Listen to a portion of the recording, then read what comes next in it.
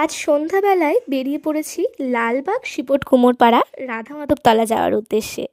স্নানযাত্রার পূর্ণতিথিতে প্রভুর প্রতিষ্ঠা দিবস উপলক্ষে একটি বিশাল বাৎসরিক মহোৎসবের আয়োজন করা হয়, যেটা বহু বছর ধরে হয়ে আসছে।